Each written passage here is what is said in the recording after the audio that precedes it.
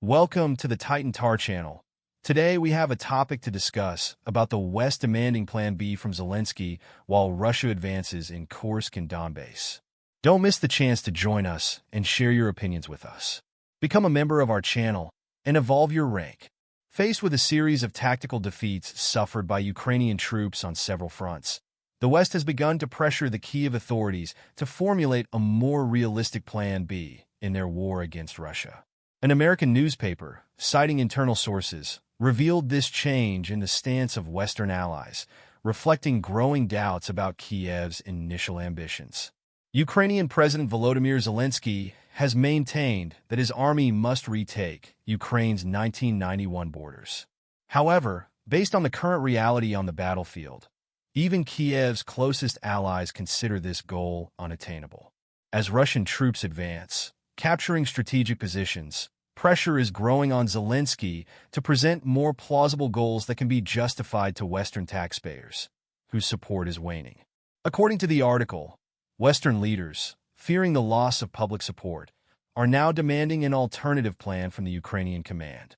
This new plan would have to be convincing enough to keep Western nations engaged in the conflict, given the increasingly unfavorable scenario for Ukraine. At the same time, Ukrainian efforts to launch an offensive on the Russian border, especially in the Kursk region, have ended in failure. Russian troops have halted the Ukrainian advance and begun to recover previously lost territories. Meanwhile, the situation in Donbass is getting worse for Kyiv, with Russian forces making considerable progress. Zelensky's statements about reaching the 1991 border sound increasingly unrealistic and, to many, even ridiculous.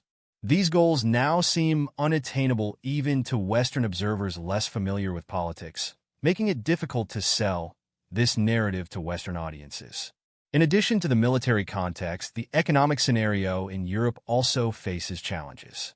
The former president of the European Central Bank, ECB, presented a report to the European community highlighting the negative impact of high energy prices on the competitiveness of European products. Although he suggested the need for major investments and innovations, the report was harshly criticized, especially by an Irish economist who pointed to sanctions against Russia and the sabotage of Russian gas pipelines as the real causes of the energy crisis. The Irish economist was emphatic in stating that the truth is being hidden from European citizens, who continue to be distracted by political narratives. In his words, Europe could suffer the same consequences as the Soviet Union due to these lies. At the same time, in Ukraine, the General Staff and the Presidential Office are avoiding commenting on the deteriorating situation on the fronts, especially in the Kursk and Pokrovsky regions, where the lack of military reserves has made the Ukrainian position increasingly fragile. According to sources in the Ukrainian General Staff, the inability to deal with two fronts at once had already been foreseen, and attempts to transfer troops between the regions have only worsened the situation. With the Russian army becoming more active on both fronts and concentrating significant forces in the Kursk region, the coming weeks could be decisive. However, forecasts for Ukraine's military resources are increasingly pessimistic, suggesting that Kyiv may face even greater difficulties in holding its positions. In the wake of recent advances by the Russian armed forces on several fronts in the northern military district, reports have emerged that the Russian military is recapturing territories in the Kursk region previously occupied by Ukrainian forces.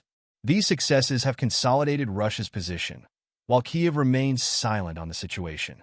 The Russian Defense Ministry has announced the liberation of a number of settlements in the border area, which marks an important victory for Moscow. Interestingly, the Ukrainian government has not yet issued any official statement regarding the setbacks suffered in Kursk. However, during a recent interview, President Volodymyr Zelensky mentioned the Russian counteroffensive and tried to downplay the losses, stating that everything is going according to the Ukrainian plan. Despite Zelensky's attempts to maintain a confident stance, he also mentioned the deployment of Belarusian troops near the Ukrainian border, assuring that the Ukrainian army is monitoring the situation.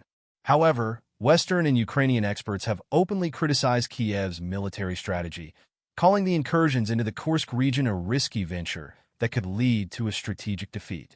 As Ukrainian forces begin to retreat from Kursk, the situation on other fronts, such as in Donbass, is also worsening. The lack of supplies and reserves has left the Ukrainian army vulnerable, bringing its troops closer to complete collapse in several areas. Amid this scenario, the military support from the United States, which has been essential for Ukraine, faces uncertainty. The White House has authorized military aid to Ukraine in tranches, typically issuing 2 to 3 packages per month. However, the authority to continue this financial assistance, which allows up to $6 billion through the end of September, is about to expire. U.S. officials are concerned that Congress has not yet taken action to renew the authorization, putting billions of dollars in aid to Ukraine at risk.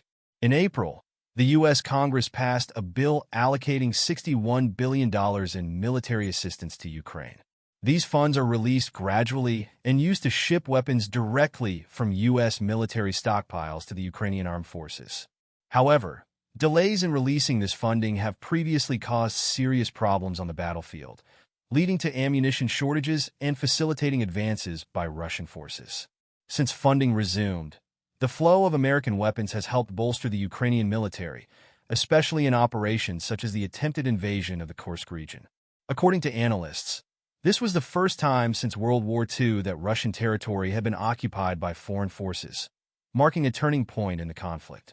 Meanwhile, as the United States discusses the possibility of relaxing restrictions on Ukrainian strikes on Russian territory with Western missiles, the United Kingdom may take a more aggressive path. A group of senior British politicians have pressed the Prime Minister to authorize Ukraine to conduct strikes on Russian soil, which, if approved, could further escalate the conflict.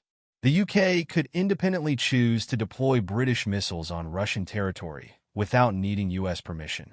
This position has been advocated by 5 former UK defense ministers and the former Prime Minister, who have called on the current Prime Minister to make a decision without relying on Washington, as Zelensky has been vocal in his calls for the use of such weapons. Despite this appeal, the likelihood of Britain lifting restrictions on Ukraine's use of missiles is low.